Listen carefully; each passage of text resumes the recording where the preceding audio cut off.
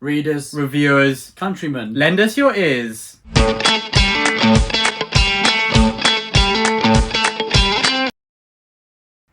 Welcome back to the channel. Today, myself or my brother Ed will be talking about the books that we read during the month of October. So, for both of us, it was a bit of a slower month, wasn't it? I got through quite a few audible reads, but overall a bit less physical reading. It's just, nothing really explains it. It's just quite a busy month, wasn't it? Yeah, it's just we haven't managed to squeeze in that reading time that we usually do. But no, but we've been talking about it a lot, and we're looking forward to share the books that we did get through. So, as I think I've read a few more, I will kick us off, and I will begin with A Clash of Kings by George R. Martin Gurham. And this is the second installment for you. Yeah, I know. I think just under 1,000 pages. That's bigger than most dogs. Book 2 of A Song of Ice and Fire. Well, maybe bigger than some of our dogs, but maybe not Nikita or something.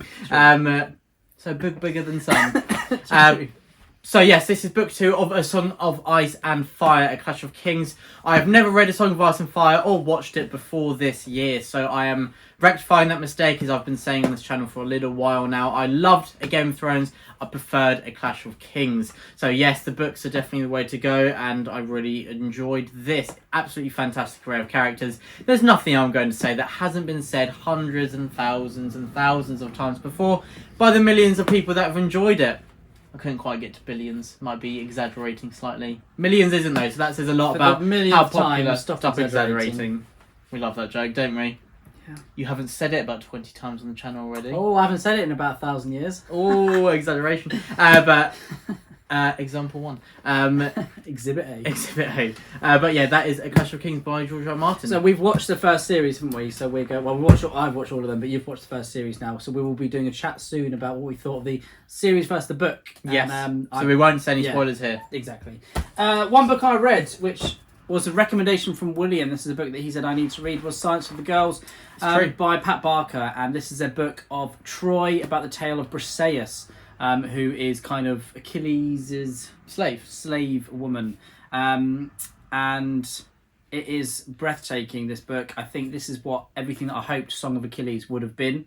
I don't really want to start the review as trying to slate another book, but I think Song of Achilles was good for what it did, but I think it felt a little bit superficial for me. And Silence of the Girls, I thought it was a bit romanticised. Yeah, exactly. That's why I think that's why it felt a bit superficial. But this is very just it's full of depth. This book, I think the relationships portrayed are very fragile, very real as well, very thought provoking, and Pat Barker is an absolute wonderful writer. It's something that I would have to read physically. I probably wouldn't listen to a Pat Barker book because her prose it's so full. It's so rich in depth and detail, and I think that's something that's so hard to achieve.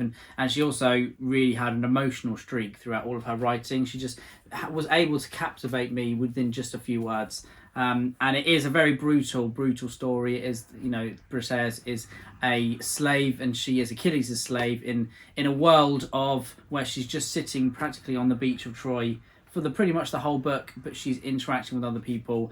And I think if I explained what it was about, it wouldn't make many people want to pick it up. But it's a book that is so worth the read. I think if you want to read anything to do with Greek mythology or Greek history or anything like that, and definitely go and read this. It felt it's a fresh Greek retelling, which during this era of the Greek retelling revival is very hard to come by now. But I think Pat Barker does a brilliant job to do that. Definitely, and it is it's very thought provoking. It is, as Will says, very fresh as well. And I think it's a beautiful book, and I can't wait to carry on the series. Is it just 2 books, or is there another one? 2 books. 2 books. Is that the Women of Troy? Just a duology? It could end there. I think there is room for it to do another one. It could have ended here as well. But it kind of depends whether. So that's another advantage. You can read it as standalone. I think this has been my favourite Greek retelling so far that I've read. Very nice. 100%.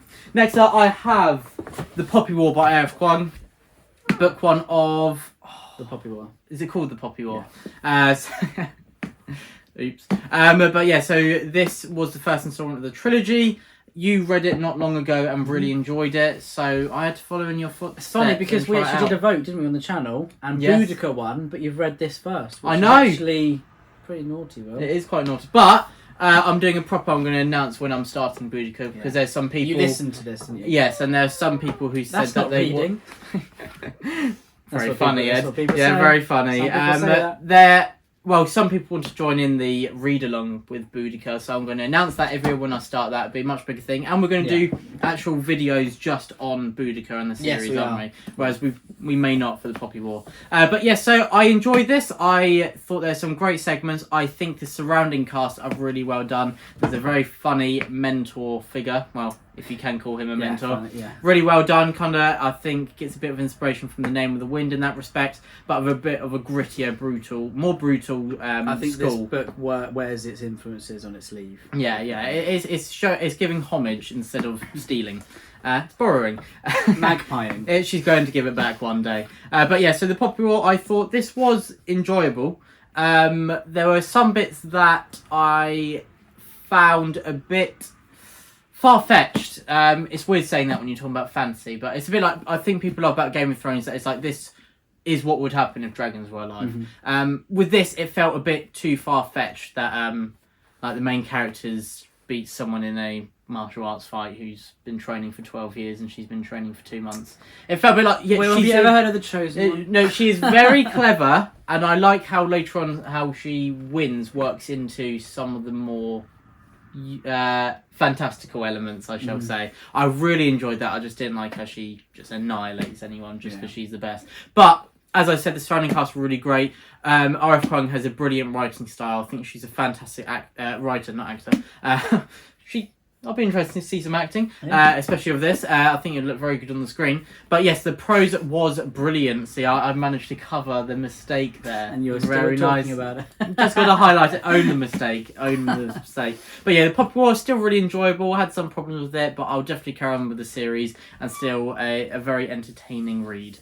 Very brutal though, not for the faint of heart. And the next one for me was in fact another recommendation by Will. So I think I've read 5 books that you've recommended, and you've read 2 of mine. So you're gonna have to really catch up now.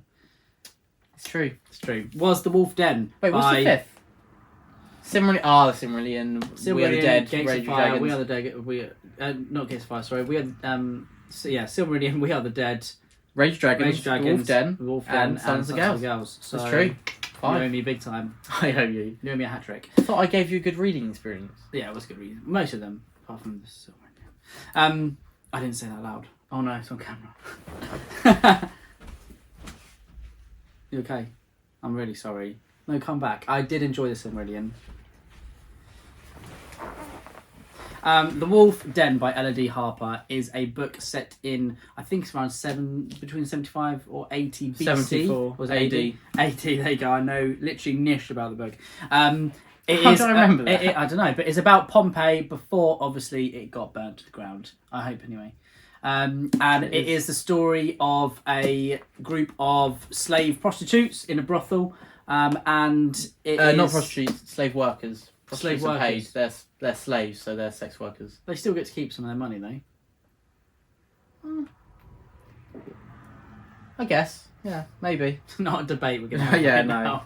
now. But The Wolf Den is a fantastic book in the way that it carries the harsh realities of the world around with it in such a just matter of fact, to the point way. And I think Elodie Harper is a fantastic writer. There are 4 or 5 main characters that all have their own personalities. They're all slave workers, and they are all absolutely fantastic.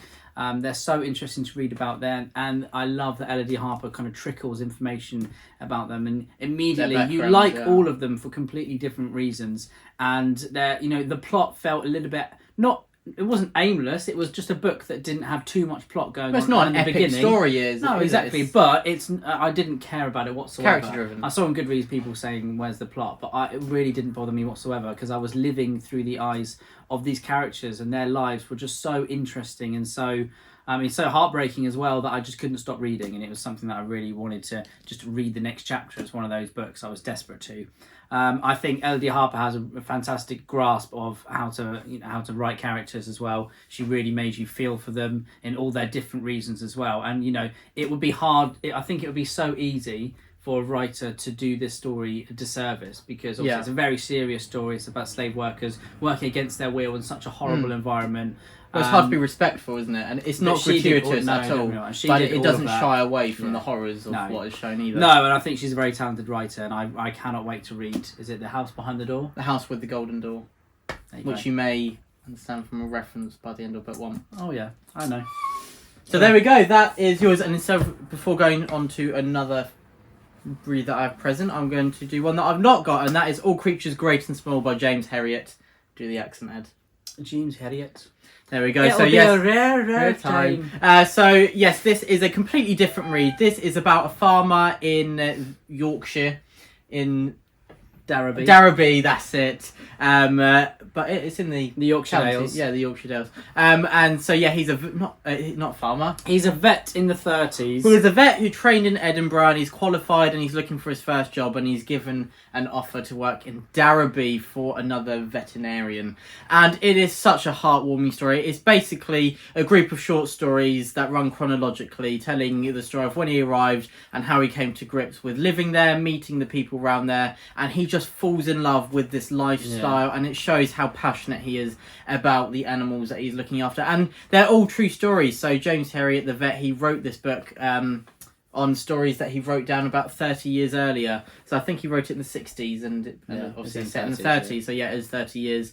And it is so heartwarming. It tells a tale of the people he lived with, the farmers he meets, the stories they tell, animals just causing havoc. It's hilarious. It's, as I said, heartwarming, and it's very emotional as well at times. A lot of it is about the philosophy of his life as he's running through it, and showing how it really makes a difference how he lives, and that sense of purpose really makes a huge difference. And it's a beautiful story. I think if anyone's looking for a palate cleanser, this is the way to go. And if you enjoy it, there's an adaptation which we've watched the first 2 seasons of and absolutely love. My and favourite programme by far. And we're waiting to watch season 3 till Christmas arrives, because it just has that feeling. Christmas feeling. It There's does, doesn't snow it? in it. So yeah, there is. I love All Creatures Great and Small. It's fantastic. That justifies it. The next one for me was a book I listened to. It's Legends and Lattes by Travis Baldry, and I think this is a book that's really taken, I think, fantasy by storm at the moment. Yeah. It's a slice of life book. So I think it's being re-released by Tor next month. Yes. So it was self-pubbed, but it's been picked up by one of the big 5 now. And yeah, it is a lot of fun. I think there's not much I can say about Legends of Lattes that hasn't been said already, because I think loads and loads of booktubers I know have read it, and it's just really, really fun read, isn't it? It's slice of life. It's about an orc kind of starting her own coffee shop, which that's all I'm going to say. What a premise. It is a great premise, and it's a lot of fun. The side characters are really funny. And it is very heartwarming as well. I think sometimes we need one of those stories, and it is a palate cleanser. It's a standalone, isn't it?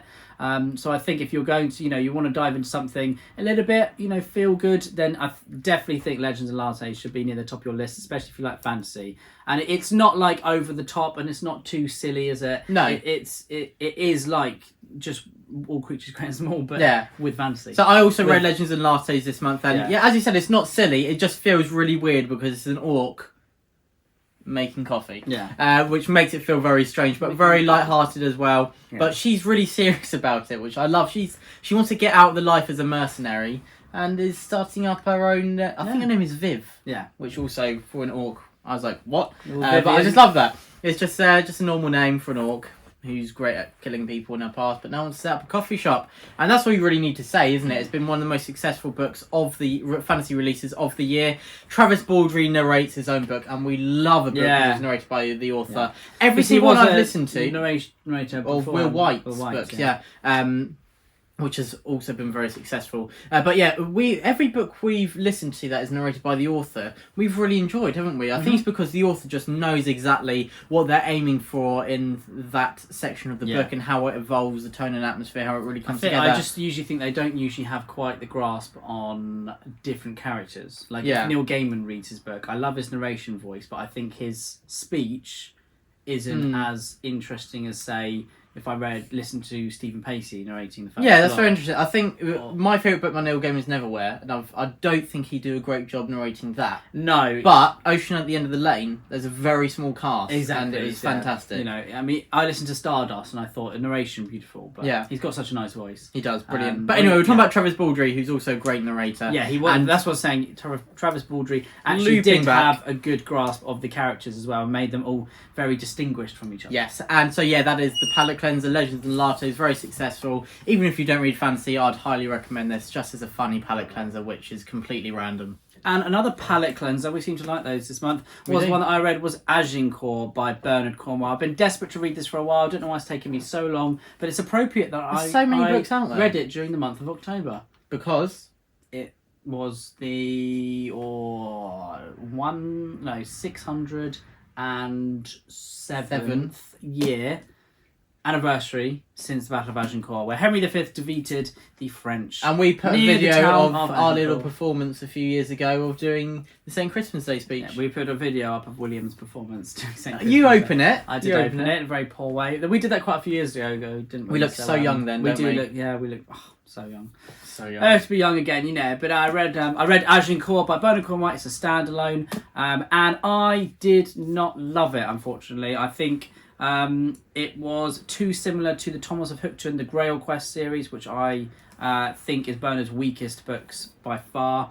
And it's about the tale of an archer who goes away with the army, and then obviously he finds himself at Agincourt. I love Bernard Cornwell writing about he's very good at the whole war and campaign. No way. Not Bernard, obviously. No, it's a joke. Oh, okay. See, I make so few jokes, obviously, that you just don't... I just thought you were being serious. I was a bit worried about you. But... That says how much faith you have in me. It felt too similar to the last series, really. And also, because I didn't really rate that very highly, it just was like, oh no.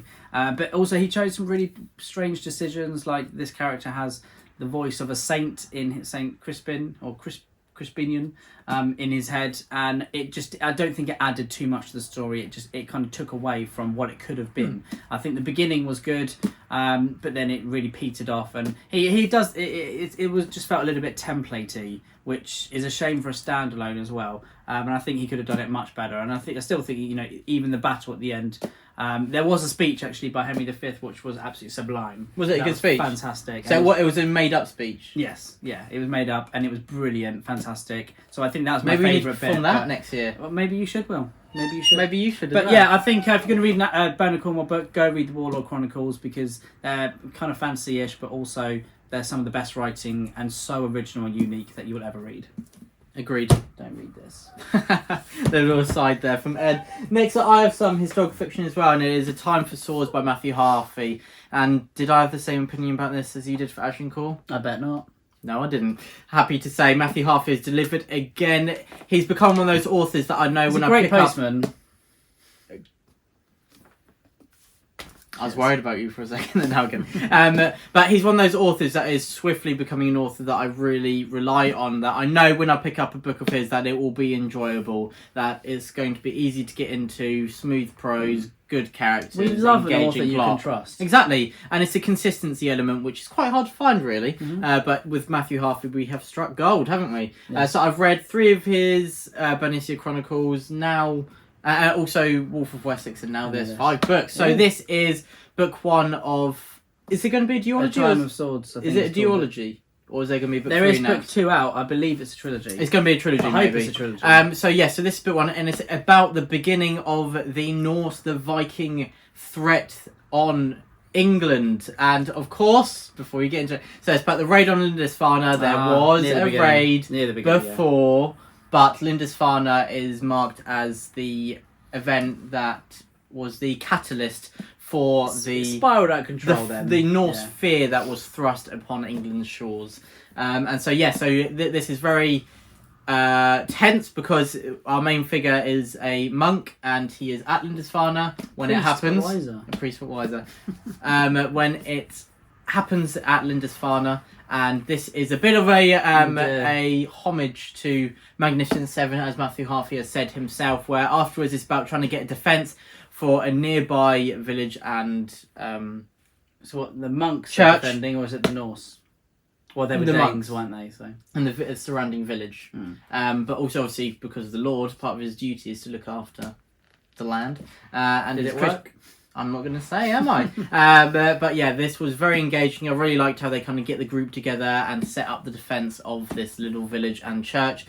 Some really engaging characters. I love the variety of backgrounds, but also how often when there's a huge variety of backgrounds and characters coming in the group, it can feel a bit like, oh, forced. The character, the author wants the archer. They want the archer. They want the axeman. They want the massive guy. This didn't feel like that. They all fell very naturally into the group and came to the story very fluidly. And so I would highly recommend this if you just want a fluid read that's easy to get into and you will most likely enjoy. It's one of those that I think almost everyone will have a good time reading. Very nice. And the last one for me is a book I'm currently reading at the moment, but I'm really, really enjoying it. I think James Ellroy has a great style. It's American Tabloid, which is a story of the rise of Jimmy Kennedy's presidency in America, and it has key figures like Pete Bondurant and Jimmy Hoffa, that kind of thing. So it's that kind of late 50s, early 60s vibe. So is it before Kennedy's in power? Yes, I think it's like the year or so before. So okay. But it is, it's riveting so far. I really love the way it's told. It's multi-POV. I think if you're a fan of Joe Abercrombie, you will definitely be a fan of James Ellroy. I think Joe Abercrombie really, you can tell that one of his influences is James Ellroy. And it's made me really want to read the LA Quartet, definitely. LA Confidential, the Black Dahlia, that kind of thing. So I'm really looking forward to finishing this as well. I haven't read loads, I haven't read tons, but I should be finishing it within the next few days as I storm And we can through talk about it properly when you're done with that. Yes, we can. I think you'd enjoy it, Will. I have 3, but I'll whiz through them as you're done. First up, I have some non-fiction, The Complete Roman Army by Adrian Goldsworthy. So it's what it says on the cover, isn't it? It's about the Roman army. It's about how it evolved through 3 main phases, and from the Republic to the what's the middle phase? Forgotten. I know the last one's the Principate. But so that is very interesting. Seeing how a lot of it stays the same, a lot of the structure and the equipment, but also how it changes. Mm-hmm. And Adrian Goldsworthy does a very good job of this. Could have been a very dry read, but he interjects a lot of. He's really good at non-fiction. Yeah, he's very good at adding little stories that we have discovered, anecdotes that we have discovered about Roman history, Roman figures, little stories explaining certain traditions that we don't know if they were fact or fiction. But it's very interesting. I think he really reminds me of Max Hastings as a writer. Does he? Yeah, I can see where you're coming from. Because Max Hastings has that really easygoing style. Mm-hmm. I love a Max Hastings book. Yeah. He's fantastic. And Adrian Goldsworthy, every non-fiction I've read anyway, even Vindolander as well, was a great read, but his non-fiction stuff is particularly strong. Yeah, so he's written some fiction as well, if you want to go and check that out. And as you can see, there's quite a few things that I'm taking note of. So next up I have... I think that... No, I only had Babel, which I'm currently reading. I'm about halfway through, but I have some time dedicated tonight to read a big chunk of it. I'm really enjoying this far more than the Poppy War because there's the main 4 characters here. There's one perspective, and he is somehow taken in by an English scholar, we'll call him. I'm trying not to give anything away. An English scholar who takes him from China and says that... no, not like the Slug Club. Harry Potter. Who takes him from China and says that I will give you a place to live in England where you're not in poverty so long as you study and you do as I say, basically. And he is sent to Oxford. And there are 3 other people he lives with who are part of this... little organisation, but study area called Babel, the Tower of Babel in Oxford, and it's very interesting how that works into the magic system. Because to Oxford, she did go to Oxford University, so you can really feel that because the setting is alive and breathing, and very vivid. And yes, this is very interesting in that it's historical fantasy, and I love the historical aspects. As well as the fantastical ones that have been added. She does a great job of balancing the 2. And whereas Poppy War, probably one of my main problems with it was not feeling realistic at times, and also the main character, completely different here. It feels very realistic, where it's uncomfortable at times because there's some very harsh themes. Obviously, this is set in 1830s Victorian England, so obviously there's the themes of racism, sexism, all those prejudices, which were, of course...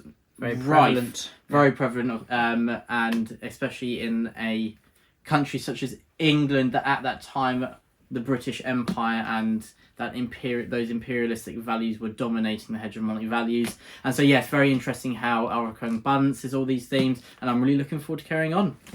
So Will, what's your book of the month? Book of the month was, if I can find it, A Clash of Kings by George R. R. Martin. This is going down in my favourites of all time, possibly my top 10 favourites of all time. Absolutely incredible. Just blew my mind away. It's a good book. And it's one that I took slowly, but I did this with Empire the Vampire. I knew I was going to love it, so instead of blitzing through it like I could have, I was making sure I didn't take it too quickly. Yeah, good. Because it's a shame when you do that and you finish a book in 2 days. Yeah, that's true. Yeah, I hate finishing a book in 2 days. Talking about I finished in 2 days.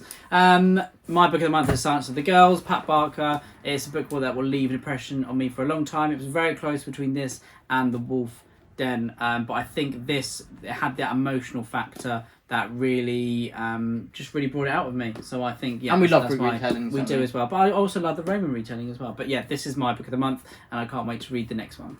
So thank you so much everyone for watching. Let us know what you read in October, what your book of the month was, and what your thoughts are on the books that we mentioned. Have you read them? Will you read them? Are you intrigued? So many questions. Tell us. So many questions. But everyone, thanks so much for watching and listening to the books that we both read. We are looking forward to showing you what we're going to read in November next time. Or maybe we've already put that video up. I don't know. But we're talking about that as well. Maybe. Maybe. Truth and Courage, the Brothers Gwynne. Truth and Courage from the Brothers Gwynne.